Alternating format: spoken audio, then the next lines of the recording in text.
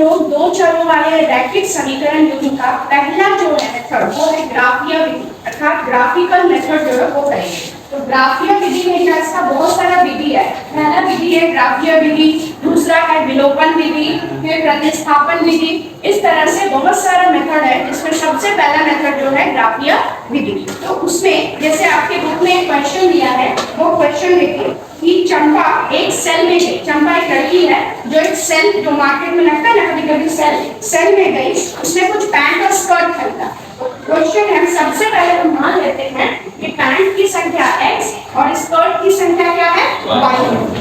फिर क्या किया गया है कि उसने पूछा, उसकी सहेलियों ने जब पूछा कि प्रत्येक कितना खरीदे हो स्कर्ट या पैंट कितना, तो वो कैसे बताई कि स्कर्ट की संख्या खरीदी गई पैंट की संख्या स्कर्ट का संख्या स्कर्ट कितना है y। जितना भी पैंट खरीदा गया उसका दोगुना, पैंट का दोगुना से दो कम क्या है स्कर्ट का संख्या पैंट का संख्या का दोगुना, पैंट x है उसका दोगुना का दो कम। समझ गए पहला।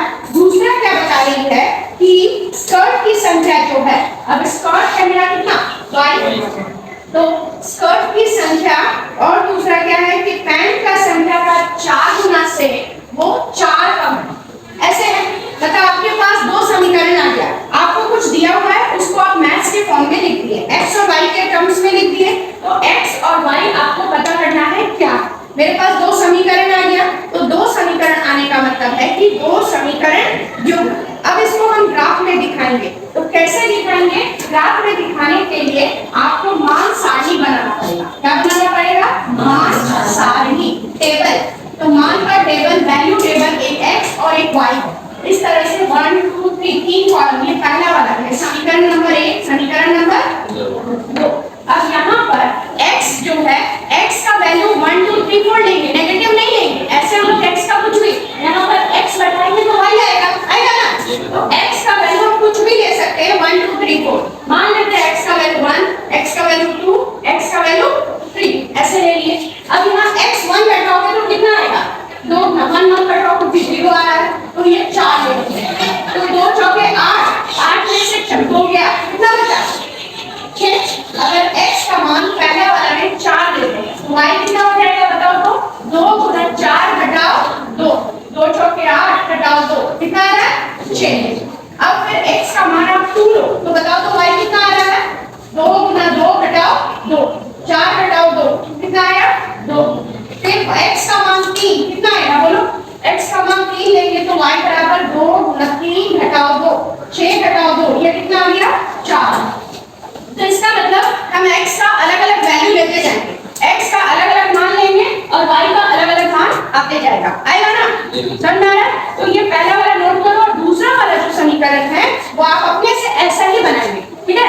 अभी आप अपने से बनाएंगे ऐसा ही समीकरण, ठीक है? चलो इसको नोट डाउन करो फिर और बताएंगे। वैसे ही जो मान आपको पसंद वो लीजिएगा, 4 2 और 3। तो x का मान 4 लेने पर y, ये दूसरा समीकरण है, 4 बैठाते हैं। यहाँ पे 4x - 4 है, तो देखो x के जगह पे हम 4 बैठाते हैं, 4 × 4 - 4, तो 4 चौके 16, 16 घटाओ 4, 16 घटाओ 4 कितना हो जाएगा? 12। तो y का मान यहाँ पर कितना आ गया? 12। दूसरा में x बराबर 2 ले लेते हैं, कितना ले लें? 2। इसी में 4, x का जगह पे कितना लिए? 2 घटाओ 4, तो 8 घटाओ 4, 8 घटाओ 4 कितना हो गया? 4 हो गया ये।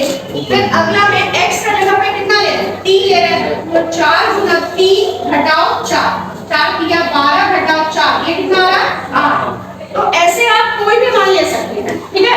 आप इस क्वेश्चन में हम लोग प्लस ले रहे हैं क्योंकि पैंट और स्कर्ट कभी नेगेटिव नहीं होता, आपको सोच के लेना है। और लेकिन दूसरा क्वेश्चन में हम माइनस भी ले सकते हैं, -1 -2, जो इस तरफ में होगा उसका मान आप लेंगे और इधर वाला निकालेंगे, समझ गए ना? इसका मान लेंगे और इसका मान निकालेंगे। अब मान लो यहाँ पे हम 5 लेते हैं, कितना आएगा? फटाफट बताओ। 5, जल्दी से बताओ। अगर x का जगह पे 5 ले रहे हैं 16 मैम, कितना आएगा? 16। 4 बचे 20, 20 में से 50। वेरी समझ में आ रहा है? मतलब कुछ भी ले सकते हैं। अब इसको नोट करो, उसके बाद हम लोग ग्राफ बनाएंगे। क्या बनाएंगे? ग्राफ। इसको हम ग्राफ में कैसे दिखाएंगे वो वाला, किधर दिखा दें? ये वाला हो गया है। तो अब आप लोग ग्राफ बनाएंगे। ग्राफ में इस तरह से बनेगा, ये आपका ग्राफ है। ग्राफ और नहीं है तो आप ग्राफ पेपर अपना घर में बनाइएगा, अभी ऐसे रफ में हम लोग बनाते हैं, ये चीज है। फिर अब आप देखो ये 0 है, इसको x अक्ष बोलते हैं, क्या बोलते हैं? x अक्ष। ये x डैश हुआ, ये y है और ये इधर वाला क्या है? y डैश है। अब आप देखो x में कहां तक जा रहा है? 3 तक, y में 12 तक जा रहा है, तो y में 12 तक मतलब 1 2 3 4 5 6 7 8 9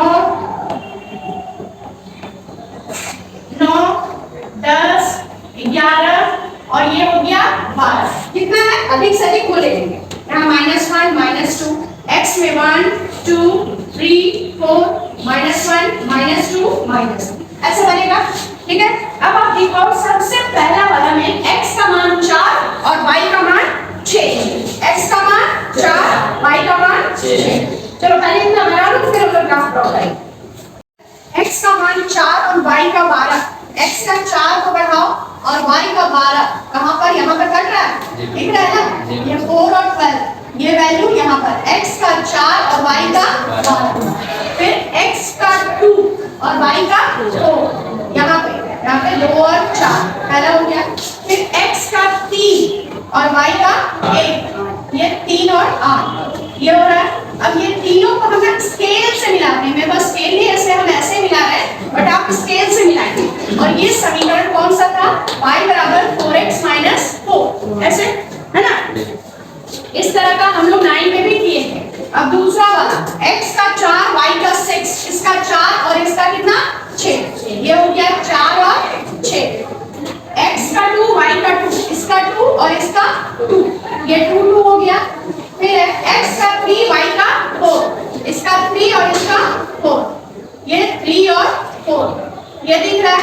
अब ये 3 पॉइंट है, ये तीनों पॉइंट को जब मिलाएंगे तो ऐसे कटेगा, तो y बराबर आ गया 2x माइनस 2।